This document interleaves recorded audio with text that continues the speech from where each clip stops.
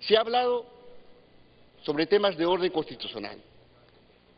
Yo no soy abogado, pero sin embargo, todo ciudadano y todo congresista tiene que estudiar y leer la Constitución.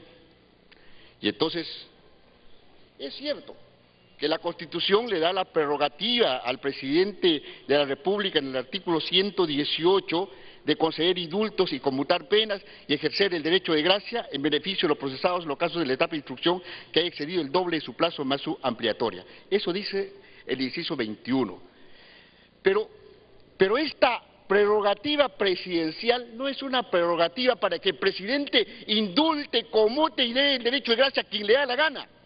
Esto se enmarca dentro de la Constitución y el artículo concreto, inclusive en el mismo artículo 118, en el punto 1, el inciso 1, dice: corresponde al presidente de la República cumplir y hacer cumplir la Constitución, los tratados, las leyes y las demás disposiciones legales.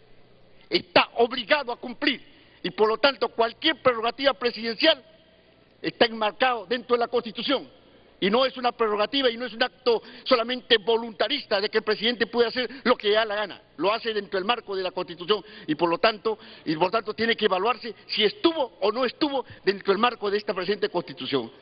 Y esta Constitución es totalmente clara, artículo 8. Y aquí está totalmente expreso: el Estado combate y sanciona el tráfico ilícito de drogas y asimismo regula el uso de tóxicos sociales. El presidente de la República, como primer ciudadano del país, está obligado de proteger al Estado del narcotráfico.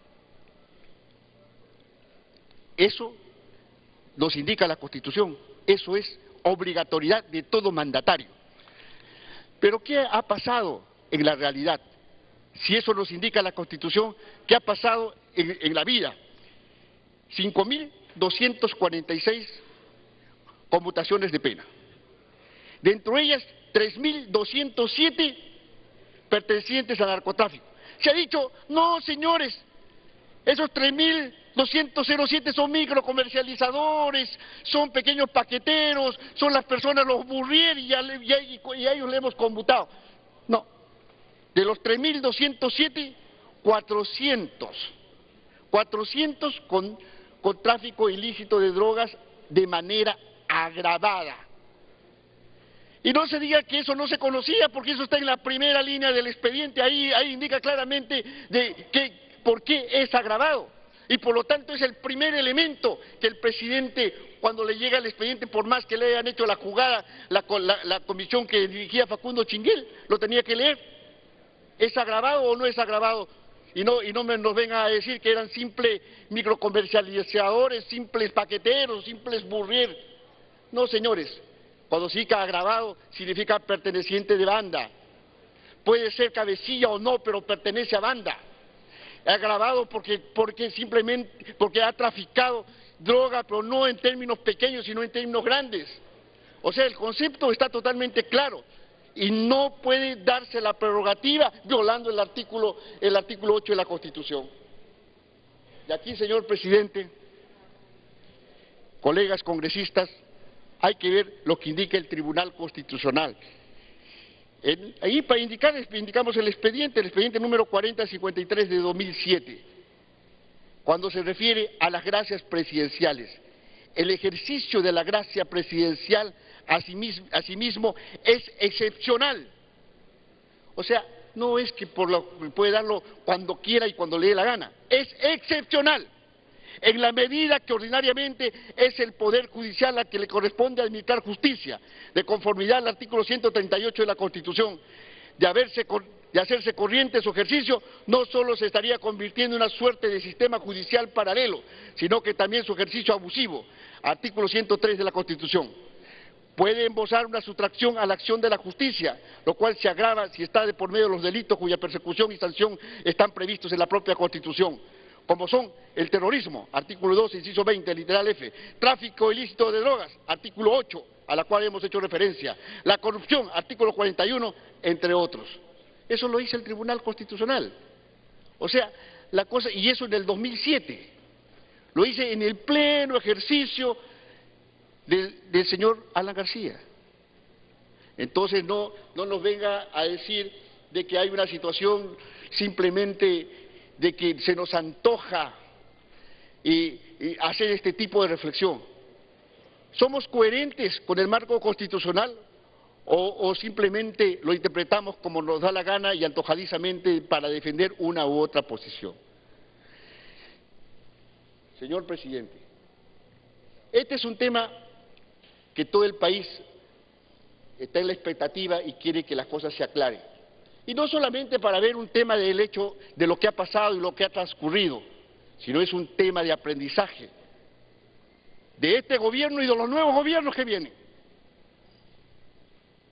Porque tiene que respetarse la Constitución tal como indica, o en todo caso, no es nuestra, estaríamos negando un elemento que es fundamental para nuestra patria. Señor presidente, se ha hablado del caso de Julio Espinosa Jiménez, ex jefe del CIS, denunciado y procesado por el delito de colusión y falsedad genérica en contra del Estado de haber adquirido alimentos. Bueno, eso fue en el 2007. Se ha dicho, a él se le ha conmutado la pena, pero miremos nuevamente la prerrogativa. Él no ha sido sentenciado, era procesado y recién tenía 8 meses. Y por lo tanto, no le correspondía una conmutación. El artículo 118, cuando hablan de la prerrogativa, después del punto seguido, dice ejercer el derecho de gracia en beneficio de los procesados. Porque conceder indultos y conmutación de pena es a aquellos que ya tienen pena, es aquellos que ya son sentenciados. No se da indulto y conmutación a alguien que está en proceso. Y para ellos le corresponde un derecho de gracia presidencial, pero eso tiene su marco. Y ahí el caso es claro, el derecho de gracia en beneficio de los procesados en los casos en que la etapa de instrucción haya excedido el doble de su plazo más su ampliatoria, el doble de su plazo. 8 meses,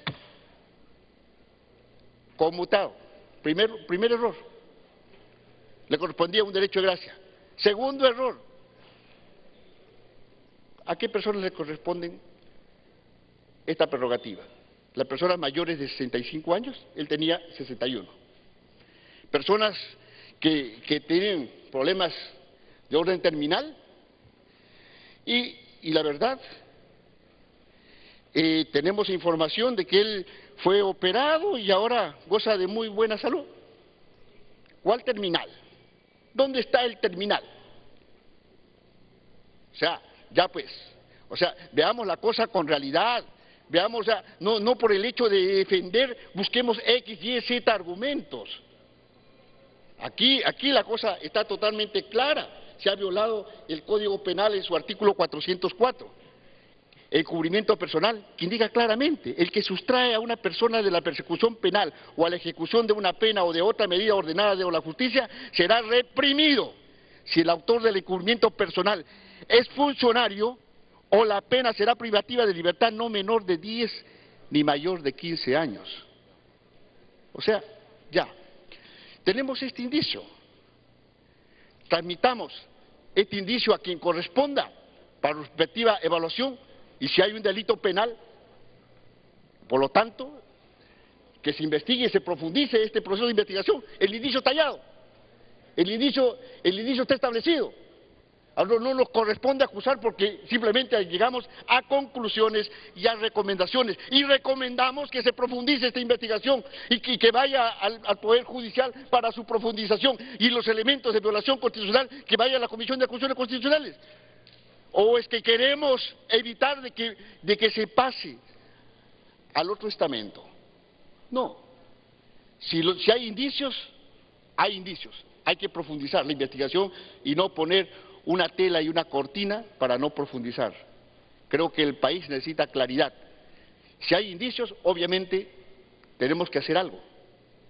Y si corresponde un asunto que conlleva una acusación constitucional, tendrá ahí el derecho de asumir la debida defensa en la Comisión de Acusaciones Constitucionales cuando exista precisamente este elemento ya transmitido por